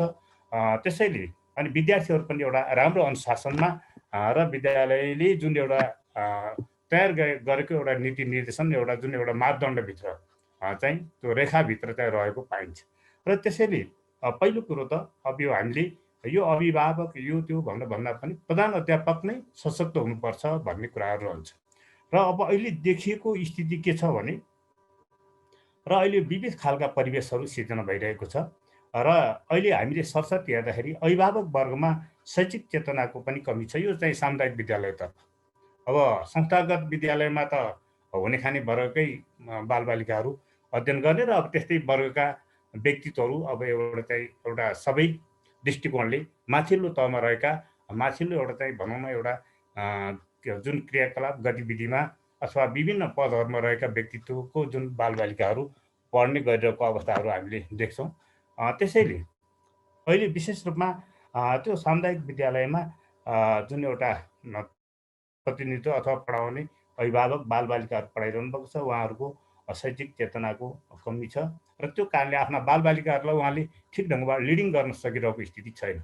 बालबालिकाहरूलाई ठिक ढङ्गको एउटा चाहिँ मार्गनिर्देशन दिइरहन सक्नु भएको छैन। त्यसले एउटा समस्या सिर्जना गरेको छ भने र अर्को चाहिँ विद्यालय व्यवस्थापन समितिमा विभिन्न खालका त्यहाँ चाहिँ प्रतिनिधित्वहरू छ प्रतिनिधिहरू भइरहेका छन् गइरहेको छ। त्यहाँ चाहिँ शैक्षिक सुधार भन्दा पनि त्यो राजनीतिक जुन एउटा आस्था विचारमा कसरी आफ्नो दायित्व चाहिँ पुरा गर्ने भन्ने खालको एउटा चाहिँ प्रवृत्ति चाहिँ त्यहाँ देखिएको छ र त्यसले उहाँहरू चाहिँ शैक्षिक सुधार जुन ढङ्गबाट उहाँले सुधारको लागि लाग्नुपर्ने थियो त्यो नभइकन उहाँहरूको जुन चिन्तन चाहिँ मोडिएको छ। त्यो मोडिएको कारणले र उहाँले जुन ढङ्गबाट शैक्षिक सुधारको लागि त्यहाँ गतिविधिमा त्यो ढङ्गबाट संलग्न हुन सकिरहेको स्थिति छैन। त्यो चाहिँ शैक्षिक सुधारको ठाउँमा राजनीतिक आस्था विचारले उहाँहरूलाई प्रभावित बनाइरहेको छ। त्यसैले उहाँले त्यो ढङ्गबाट काम गर्न सकिरहेको पाइँदैन। र त्यसपछि कतिपय विद्यालयमा प्रधान अध्यापक र व्यवस्थापन समितिको विवाद हुने, त्यहाँ खालको एक खालको परिस्थितिहरू अलिकति मोडहरू अलिकति फरक हुने, यस्ता खालका गतिविधिहरू पनि देखिएका छन्। र त्यस्तै अर्को मलाई के लागिरहेको छ भने र यी कुराहरूको पहिलो कुरो त अन्त्य हुनुपर्छ र सबैले त्यो वास्तविक शैक्षिक क्षेत्रमा शैक्षिक जुन एउटा सोच विचार र चिन्तन र त्यो जुन एउटा शिक्षाको एउटा मन्दिरको रूपमा त्यहाँ प्रवेश गर्नुपर्छ। त्यो अभिभावक, त्यो जुन व्यवस्थापन समितिमा रहने व्यक्तिहरू पनि त्यो एउटा मन्दिर हो। त्यो मन्दिरमा हामीले दायाँ बायाँ गर्नु हुँदैन, बदमासी गर्नु हुँदैन, अथवा चाहिँ त्यहाँ ठिक ढङ्गबाट हामीले त्यहाँ शिक्षकहरूलाई पनि गाइड गर्नुपर्छ, विद्यार्थीहरूलाई पनि त्यो खालको चेतना मा चाहिँ अलिकति एउटा त्यहाँ सहयोग गर्नुपर्छ र पठन पाठन र अनुशासनमा जुन एउटा क्रियाशील बनाउने कुराहरूमा लाग्नुपर्छ भन्ने कुराहरू व्यवस्थापन समितिमा पनि त्यो खालको अवस्थाहरू सिर्जना हुनुपर्छ। र त्यसै यो विविध खालका परिस्थितिले अब प्रभावित बनाइरहेकै छ र अब त्यसैले हामीले अहिलेको परिस्थितिमा के छ भने उसले उसलाई दोष गर्ने, दोषारोपण गर्ने र आफू पन्चिने, आफू भाग्ने त्यो खालको प्रवृत्तिहरू छ। र अहिले विशेष रूपमा यो जुन एउटा सामुदायिक विद्यालयहरूमा यो शिक्षकहरू पनि धेरै जसो अलमलमा परिरहेको यो जुन एउटा अवस्थाहरू चाहिँ देखिरहेको छ र त्यसलाई जुन ढङ्गबाट अब अघि त्यहाँ सरहरूले पनि उठाइसक्नु भएको छ, एक ठाउँबाट चाहिँ अब अहिले नै कोभिडकै सन्दर्भमा भन्यो भने कयौँ समयदेखि विद्यालयहरू बन्द भइरहेको अवस्था, विद्यालय खोल्नुपर्छ भन्ने कुराहरू चाहिँ एकातिर, अर्कोतिर नखोल्नु भन्ने खालको एउटा स्थिति छ। यो दोहोरो एउटै चाहिँ एउटा राज्यमा एउटै चाहिँ सरकारको जुन विभिन्न मातहतमा विभिन्न खालका अवस्थाहरू सिर्जना भएको छ होइन। त्यसले गर्दाखेरि कता एउटा चाहिँ एउटा जुन बगिरहेको पानी चाहिँ धमिलो भइरहेको, कतै सङ्लो आइरहेको, त्यो फेरि धमिलो भइरहेको, फेरि सङ्लो हुनु खोजिरहेको जस्तो यस्तो अवस्था देखिन्छ। अभिभावक शिक्षकहरू होइन र त्यसपछि आएर अब अहिले त भन्नुपर्दा अब स्थानीय निकायहरूसँग यो तीनटा जुन एउटा चाहिँ संस्थाको कोअर्डिनेसन भएर जाँदाखेरि नै एक खालको सहकार्यको भूमिका चाहिँ हुन्छ र त्यसले गर्दा एउटा चाहिँ सहजीकरण पनि हुन्छ। किनभने स्थानीय निकायहरूले पनि सम्पूर्ण हाम्रो अधिकार क्षेत्रका कुराहरू हुन् र हाम्रो मातहतभन्दा दायाँ बायाँ हुनु हुँदैन भनेर उनीहरू त्यो ढङ्गबाट गइरहेको अवस्थामा त्यसैले उहाँहरूलाई पनि हामीले कोअर्डिनेसन गर्दै र त्यो एउटा चाहिँ सहज किसिमको एउटा वातावरण सिर्जना गरेर शैक्षिक गतिविधिलाई माथि उठाउनको लागि र अभिभावकको वर्गको वास्तविक हाम्रो चाहिँ वास्तविक जे जस्तो भन्दा पनि सामुदायिक विद्यालयमा जुन एउटा बालबालिकाहरू पढाइरहनु भएको अभिभावकहरू वास्तविक एउटा शैक्षिक रूपमा चाहिँ साह्रै एउटा चाहिँ चेतनाको हिसाब किताबले कमजोर अवस्थामा रहनु भएको छ र उहाँहरूको त्यो जुन एउटा कमजोरी जुन एउटा अवस्था छ त्यसलाई उत्थान गर्न सकियो भने र मलाई लाग्छ बालबालिकाहरूलाई उहाँहरूले ठिक ढङ्गबाट गाइडलाइन दिन सक्नुहुन्छ र उहाँहरूले निर्देशित गर्न सक्नुहुन्छ र आफ्ना बालबालिकाहरूलाई सक्षम बनाउन सक्ने अवस्था ती अभिभावकहरूमा हुन्छ। र त्यसैले यति भन्दै मैले आफ्नो सामुदायिक विद्यालयको तर्फबाट फेरि पुनः यहाँहरूलाई हार्दिक आभार व्यक्त गर्न चाहन्छु। धन्यवाद। हस्, धन्यवाद रामप्रसाद सर। अब यसपछि म अलिक फरक खालकै अनुभव गरे हुनुपर्छ, खास गरी अभिभावकीय हिसाबमा तपाईँको अब अभिभावक सङ्घका धेरै कुराहरू पनि हामीले सुन्यौँ, प्रहज्यूका कुरा पनि सुन्यौँ। अब यसपछि म पिके सरलाई वेलकम गर्छु। खास गरी सरले यो अभिभावकीय भूमिकालाई कसरी हेर्नु भएको छ सर? कस्तो हुनु पर्थ्यो अभिभावकीय भूमिका, कस्तो पाइएको छ? म शिक्षा अभियन्ता बिके सरलाई वेलकम गर्छु सर। Thank you शशकान्तजी। वास्तवमा यो आजको जुन चाहिँ छलफल छ निकै महत्त्वपूर्ण छलफल।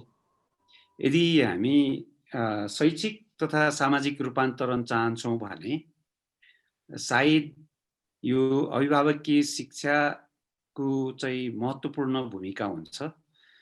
अब मैले एक दुईवटा चाहिँ यो भूमिका र तपाईँको चाहिँ अहिले हामीले सबै सुनिराख्दाखेरिको अवस्था, तपाईँको चाहिँ सरकारको भूमिका, हाम्रो चाहिँ अभिभावकहरूलाई सचेत गर्नुपर्छ, अभिभावकको चाहिँ शिक्षा एकदम महत्त्वपूर्ण छ भन्ने, तर कार्यान्वयन पक्षमा चाहिँ हामी सायद यो सामन्ती सोचाइले हामीलाई चाहिँ जकडेको छ कि भन्ने मलाई लाग्यो। किन मैले त्यो भने अब यदि हामीले अभिभावक भनेको तपाईँको चाहिँ हामीले बुवा आमादेखि लिएर एउटा समाजमा चाहिँ रहने जो पनि त्यहाँको चाहिँ अभिभावक हुनसक्छ। एउटा परिवारमा उसको दाजुभाइ पनि हुनसक्छ, दिदीबहिनी पनि हुनसक्छ, सबै हुनसक्छ।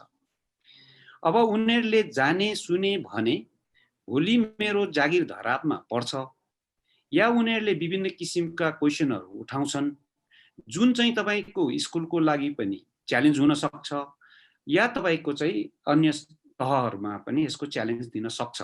त्यसैले गर्दाखेरि सायद यो तपाईँको चाहिँ अभिभावक शिक्षाको लागि भनेर स्रोत नजुटाउनु, तपाईँको चाहिँ अब चाहिँ अभिभावकको लागि भनेर त्यो चाहिँ कानुन बनिएको छ, कानुन बनिसकेपछि त्यो अनुसारको उनीहरूले काम गर्न सक्छन् सक्दैनन्, त्यसको लागि उहाँहरूलाई उहाँहरूको चाहिँ सशक्तिकरण गर्ने या इम्पावर गर्ने कामको लागि स्रोत कहाँ छ, कसले त्यो गर्छ। म एउटा सानो उदाहरण दिउँ, तपाईँको चाहिँ सोसियल अडिट गर्ने उसको चाहिँ जिम्मेवारी, महत्त्वपूर्ण जिम्मेवारी हुन्छ अभिभावकको, अभिभावक सङ्घमा।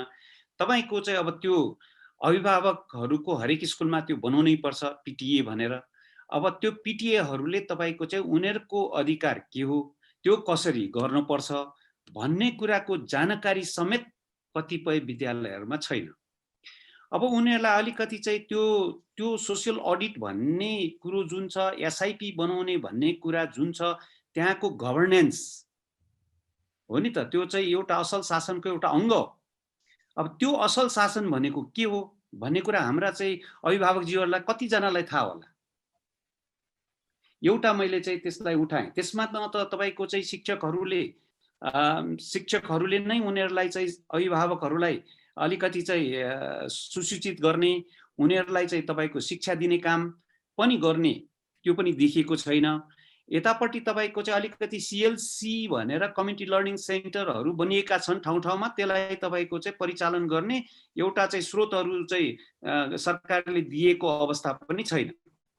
भनेपछि मैले त्यसैले गर्दाखेरि मलाई यो चाहिँ शङ्का लागेको कुरा, यसलाई चाहिँ अब मैले ठ्याक्कै यही नै हो भन्न सक्दिनँ। अलिकति हाम्रो उसमा चाहिँ तपाईँको यो सामान्य सोचाइ चाहिँ अझै पनि छ भन्ने चाहिँ मलाई त्यस्तो किसिमको शङ्का लागेको छ। दोस्रो कुरो, हामी चाहिँ अलिकति भ्रममा छौँ। दुई तीनवटा कुरा चाहिँ मैले भ्रममा भने।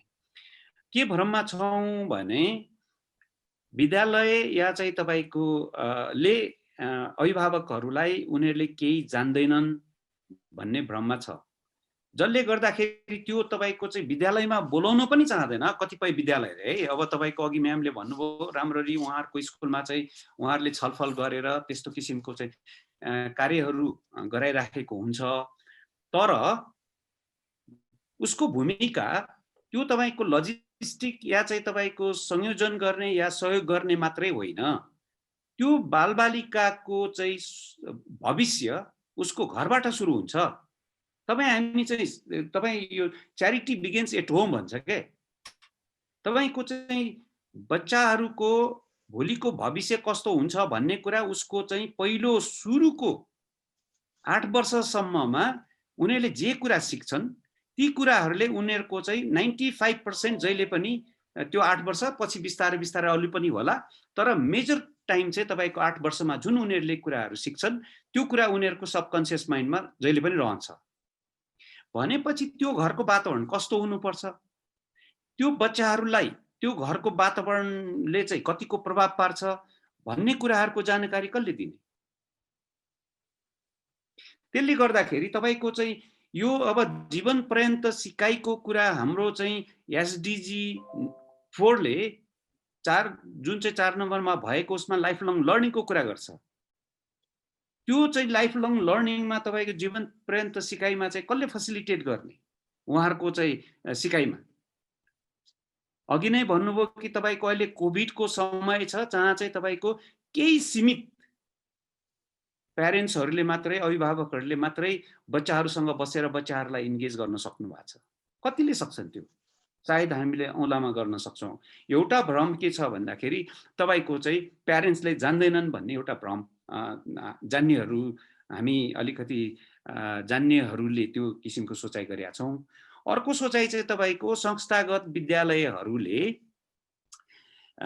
त्यहाँको चाहिँ पढाइ एकदम राम्रो छ, गुणस्तरीय छ, भन्ने त्यसको चाहिँ ऊ के हो भन्दाखेरि इङ्ग्लिस पढिसकेपछि ऊ चाहिँ त्यहाँको क्वालिटी एजुकेसन भनेको त्यो हो भन्ने प्यारेन्ट्सहरूमा पनि एउटा भ्रम छ।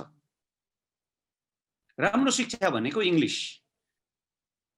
त्यो किसिमको चाहिँ भ्रम पालेर हाम्रा चाहिँ भ्रममा भएको हुनाले तपाईँको चाहिँ सकि नसकी प्राइभेट स्कुलहरू या चाहिँ संस्थागत विद्यालयहरूमा पढाउने गर्छन् र हाम्रा चाहिँ सामुदायिक विद्यालयहरू पनि तपाईँको चाहिँ प्यारेन्ट्सहरूले यो चाह्यो अब चाहिँ हामी इङ्ग्लिस सिकाउनु पर्छ भनेर मरिमरि तपाईँको टिचरले बोल्न सकोस् नसकोस् तपाईँको चाहिँ इङ्ग्लिस मिडियम सुरु गरेका छन्। हेर्नुहोस्, इङ्ग्लिस मिडियम भनेको त एउटा चाहिँ तपाईँको कम्युनिकेट गर्ने एउटा माध्यम मात्रै हो, कुनै क्वालिटी होइन। तपाईँको 3 कक्षासम्म त पहिला आफ्नै भाषामा र नेपालीमा सिकाउनु पर्छ भनेरको चाहिँ हाम्रो ल्याङ्ग्वेज कमिसन भाषाको चाहिँ भाषा आयोगले नै रेकमेन्ड गरिसकेको अवस्था छ। त्यसले गर्दाखेरि यो भ्रम चिर्नु हो कि अब हामीले चाहिँ तपाईँको कक्षामा अर्थात् चाहिँ कुनै प्राइमरी होस् या चाहिँ तपाईँको सेकेन्डरी होस् त्यसमा यो चाहिँ रिजल्ट राम्रो भयो, फर्स्ट क्लास फर्स्ट आउने बित्तिकै ऊ चाहिँ एकदमै राम्रो विद्यार्थी भयो, त्यो पनि एउटा भ्रम हो। शिक्षा भनेको त तपाईँको चाहिँ उसको नतिजामा मात्रै छैन नि, उसको व्यवहारमा छ, उसले चाहिँ तपाईँको उसको भ्याल्युमा छ, उसको चाहिँ नैतिक कस्तो छ, नैतिकता कस्तो छ। अब हामीले त्यो कुरा चाहिँ कहाँबाट सिक्छौँ भने हाम्रो विद्यालयले त्यो कुराहरू त सिकाउन छाडिसकेका छन्। हेर्नुहोस्, अनि त्यो चाहिँ कहाँ भन्दाखेरि हाम्रो अभिभावकसँग छ। अभिभावकले कस्तो किसिमको चाहिँ व्यवहार उसलाई सिकाउँछ, अभिभावकले कस्तो किसिमको चाहिँ उसलाई त्यो चाहिँ व्यवहार त्यो जुन चाहिँ घरमा बस्दाखेरि उनलाई कस्तो किसिमको व्यवहार कस्तो किसिमको नैतिकवान हुनुपर्छ, केलाई चाहिँ नैतिकवान भनिन्छ, अनुशासन भनेको के हो, कसरी जानुपर्छ भन्ने कुराको चाहिँ त्यो कुराको ज्ञान दिने भनेको त अभिभावकै हुनुहुन्छ नि त। त्यसले गर्दाखेरि तपाईँको चाहिँ त्यो भ्रमलाई हामीले चिर्दै अवस्था छ। अब तपाईँको चाहिँ अर्को कुरा भनेको म एउटा उदाहरण दिन्छु तपाईँको चाहिँ हामीले चाइल्ड फ्रेन्डली फ्रेमवर्क भनेर गभर्मेन्टले निकालेकै धेरै वर्ष भइसक्यो र कतिपय चाहिँ तपाईँको बाल शिक्षा भनेर तपाईँको चाहिँ 10औं वर्ष 15औं वर्ष चाहिँ गरिसकेको अवस्था। अनि बालमैत्री शिक्षा कहाँनिर छ त?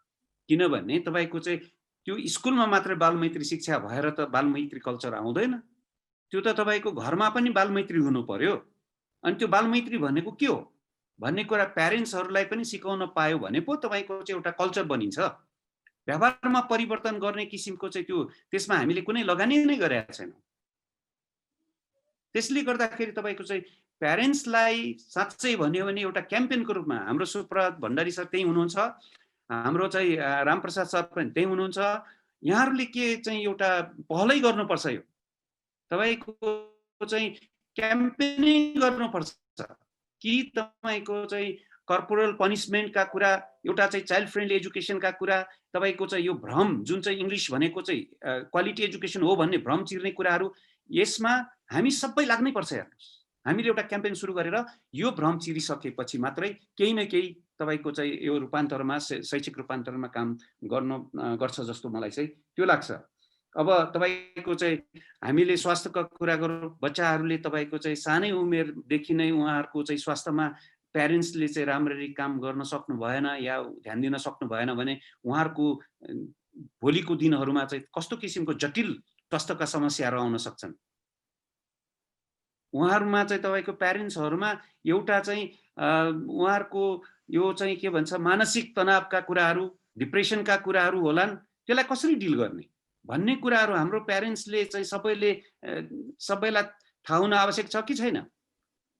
अब यी कुराहरूमा चाहिँ हामी एकदम चुपचाप बस्छौँ अनि ठुला ठुला कुराहरू मात्रै गरेर हामीले चाहिँ तपाईँको यो साँच्चै भन्यो भने अभिभावक शिक्षा या चाहिँ तपाईँको हाम्रो बालबालिकाहरूको जुन भविष्य र यो देशको चाहिँ नागरिक उतार्ने काममा चाहिँ तपाईँको यो त्यो के जुन चाहिँ चाहेको हो राष्ट्रले त्यो किसिमको नागरिक चाहिँ उत्पादन हुन सक्दैन। त्यसैले गर्दाखेरि parents they are the major actor यो तपाईँको चाहिँ यो जुन उसको लागि उनीहरूको शिक्षाको लागि। त्यसैले यसमा चाहिँ विशेष गरेर फोकस गरेर तपाईँको चाहिँ एउटा जसरी फर्मल र नन फर्मललाई म त के भन्छु भने दे हेभ टु म्यारिज गर्नु पर्यो, उनीहरूको बिचमा बिहा गर्नुपर्छ, अनि मात्र तपाईँको शिक्षाको चाहिँ हुनसक्छ, परिवर्तन हुनसक्छ भन्ने चाहिँ मलाई लाग्छ। त्यसैले गर्दाखेरि मैले यति नै कुरा अहिले राखेँ। अब चाहिँ यो कुरा राख्न दिनुभएकोमा धेरै धेरै धन्यवाद। धन्यवाद सर, एकदम यहाँको अमूल्य विचारका लागि म आभार व्यक्त गर्दछु। हस्, धन्यवाद यहाँहरू सबैलाई। अब म एकदम छोटोमा यो प्रोग्रामलाई कन्क्लुड गर्नका लागि म प्रकाश सिलवालजीलाई अनुरोध गरेँ र म कार्यक्रम सञ्चालनको क्रममा यहाँहरूबाट अमूल्य सहयोगका लागि म आभार। प्रकाशजी। धन्यवाद जसकान्तजी, राम्रो कार्यक्रम सञ्चालनका लागि र सम्पूर्ण वक्ताजीहरू सहभागीज्यूहरूमा आज हाम्रो अभिभावकीय भूमिका, खास गरी सिकाइ निरन्तरता र प्रभावकारिताको लागि अभिभावकको सचेतनता र सक्रियताको बारेमा हामीले आज चिन्तन मनन गऱ्यौँ। यो एउटा थालनी हो, हामीले अहिले पनि भन्यौँ। यसलाई यो बहस र यो विषयलाई यसलाई अभियानकै रूपमा लानुको लागि आगामी दिनमा हामी कार्यबाट एउटा अलिकति यो स्थिति साम्य भएपछि हामी प्रत्यक्ष भेटेर नै पनि एउटा कार्यनीति, नागरिक स्तरको कार्यनीति बनाएर अनि सरकारी निकायलाई पनि, तिनै तहको सरकारी निकायलाई पनि सहभागी गराएर अभिभावक शिक्षा, अभिभावक सक्रियता र अभिभावकको भूमिकाका लागि लगानी बढाउने र अभिभावकको पनि सक्रियता बढाउने योजनामा हामी जान सकौँ। आजको छलफलले त्यही नै हामीलाई निर्देश गर्यो भन्ने मैले ठाने र म आयोजकहरूको तर्फबाट यहाँलाई पुनः हार्दिक धन्यवाद दिँदै आजको कार्यक्रम यहीँ सकिएको जानकारी गराउँछु। हस्त, नमस्कार।